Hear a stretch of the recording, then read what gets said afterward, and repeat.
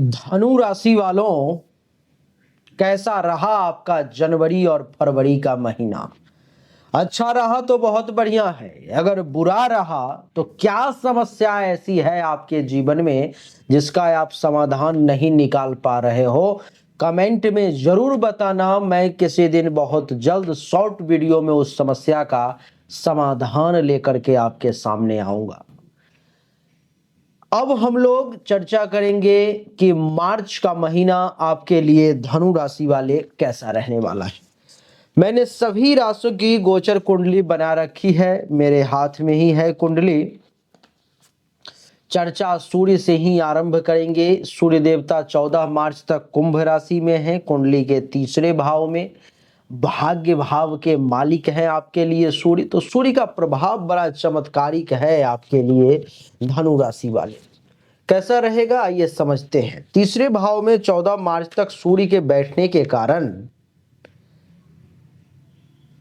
पराक्रम में वृद्धि हो जाएगी। मेहनत परिश्रम करने से पीछे नहीं हटोगे, आलस से आपके अंदर सवार नहीं होगा, भाग दौड़ खूब होगी, खूब छोटी छोटी यात्राएं होंगी। ट्रैवलिंग बहुत होने वाली है अभी से लेके 14 मार्च तक। आपकी जानकारी के लिए बता दूं मैं कि सूर्य का तीसरे भाव में बैठना अगर भाई बहन है तो उससे भी लाभ मिलेगा। जूनियर्स हैं ऑफिस में आपके साथ काम करने वाले, वो भी आपके लिए इस समय में कुछ भी करने के लिए तैयार रहेंगे। गुप्त शत्रु जो छुपा हुआ दुश्मन है उसके विनाश का समय है, उसका नाश हो जाएगा। भाग्य का मालिक है सूर्य और तीसरे भाव में बैठ गया, यानी कि 14 मार्च तक भाग्य और पराक्रम इन दोनों का संयोजन हो गया। ये दोनों जो है सो एक साथ हो गए, नहीं जिसका परिणाम जो है सो ये होगा। कहते हैं ना कि कर्म के बदौलत भाग्य को बदल दूंगा, तो इस समय बदलने की बात नहीं है। कर्म के बदौलत कर्म करना है, भाग्य आपके साथ साथ चलने वाला है, यानी कि मेहनत भी होगा, भाग्य भी मिलेगा, दोनों साथ मिलकर के आगे बढ़ेंगे तो ज्यादा तेजी से आप आगे बढ़ने वाले हो। 14 मार्च के बाद जब सूर्य देवता कुंडली के चौथे भाव में मीन राशि में आ जाएंगे तो आप देखेंगे कि 14 मार्च के बाद आपके लग्जरी में वृद्धि होने लगेगा। आपकी लग्जरी इस समय में बढ़ जाएगी, पैसा आपके पास में ज्यादा से ज्यादा जो है सो आने लगेगा। आप भी एक समाज के पैसे वाले व्यक्ति के तौर पर में गिनती में शामिल हो जाएंगे। इतना ही नहीं, जमीन मकान और गाड़ी इसमें से किसी भी प्रकार की सुख की आपको आवश्यकता है और जो अटक रही थी आपको नहीं मिल रही थी, तो इस समय प्रयास करें, आपको जमीन मकान गाड़ी इन सब के सुख प्राप्ति का योग आपके लिए बनता हुआ प्रतीत हो रहा है। ये सब आपको मिलेगा देवी और सज्जनों। इतना ही नहीं, कुंडली के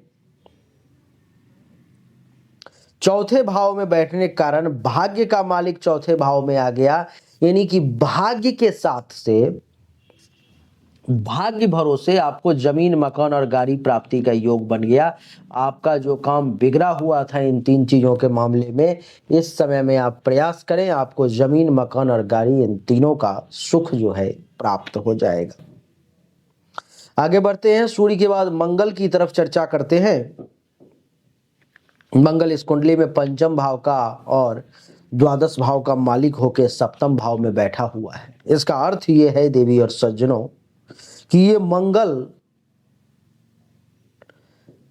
जिस किसी भी व्यक्ति का वैवाहिक जीवन अच्छा नहीं चल रहा था, जिस किसी भी व्यक्ति का वैवाहिक जीवन में परेशानी आ रही थी, उन सब के वैवाहिक जीवन को ये मंगल मार्च के महीने में अच्छा करने का प्रयास करेगा। ऐसे लोग जिनका विवाह हो नहीं पा रहा था, प्रयास में थे फिर भी नहीं हो पा रहा था, तो ये मंगल इस समय में आपके सामने रिश्ते लाएगा। लड़की वाले लड़के वाले आपके सामने आएंगे, आपके यहाँ पर में रिश्ता करने के लिए लोगों की लाइन लगेगी। और आपकी जानकारी के लिए बता दूं कि अगर आप किसी के यहाँ जाते हैं और आपको पसंद आ जाता है वो व्यक्ति, तो वहां आपका विवाह फाइनल हो सकता है। ऐसे योग मंगल आपके दैनिक रोजगार और व्यवसाय के क्षेत्र में चमत्कारिक प्रभाव दिखाएगा। मंगल के कारण, क्योंकि आपके विद्या बुद्धि का मालिक सप्तम भाव में आ गया, यानी कि विद्या और बुद्धि के बदौलत जो है सो आप अपने दैनिक रोजगार व्यवसाय के क्षेत्र में बहुत अच्छा काम कर सकते हैं, ऐसे योग मैं देख पा रहा हूं। तो मंगल का रिजल्ट आपके लिए बहुत अच्छा है। अगर आपका जीवन साथी घर से कहीं दूर जाना चाह रहा था और उसका नहीं हो पा रहा था जाना, तो इस महीने में, इस समय में ये मंगल गोचर में योग बना रहा है, आपको दूसरे राज्य, दूसरे देश यानी कि विदेश जाने का जो मन था वो आपका पूरा हो जाएगा। देवी और सज्जनों, मंगल के बाद बुध की चर्चा करते हैं। बुध कुंडली के चतुर्थ भाव में मीन राशि में बैठा हुआ है, नीच का है बुध।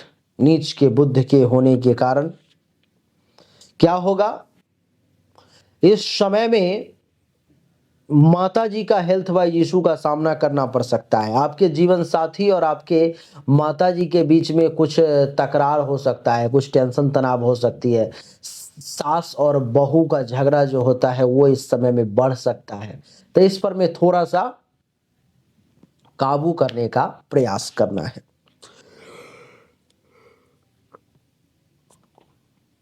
माता जी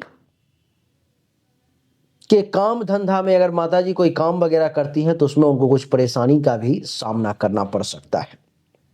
गुरु की बात करें तो गुरु कुंडली के छठे भाव में है।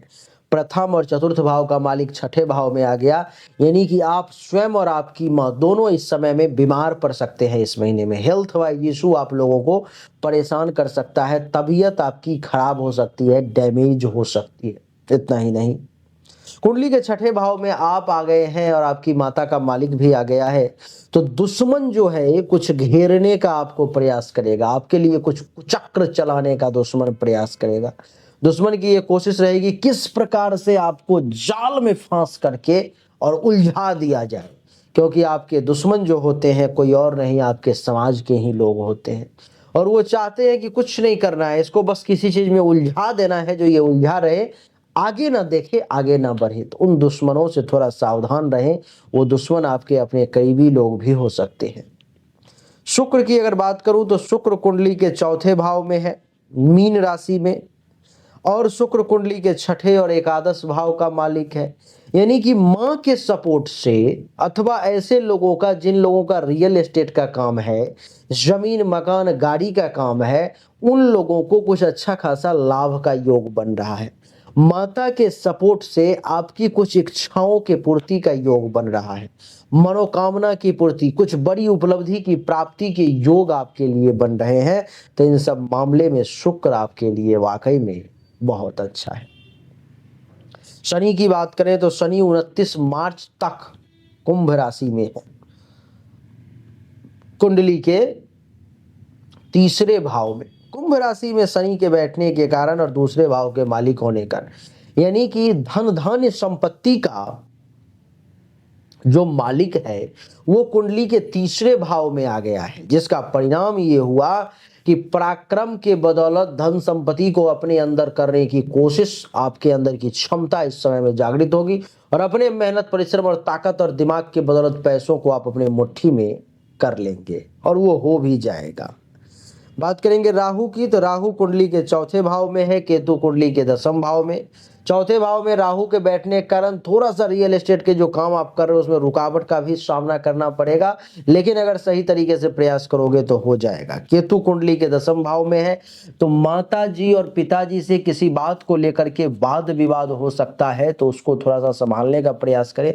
ऐसा कोशिश करें कि वाद विवाद ना हो, अगर कुछ बोलते भी हैं तो बस सुन लें, बात खत्म है, उस पर जवाब देने की कोशिश ना करें, तो आपके लिए फायदा रहेगा, आगे मैं देख रहा हूं।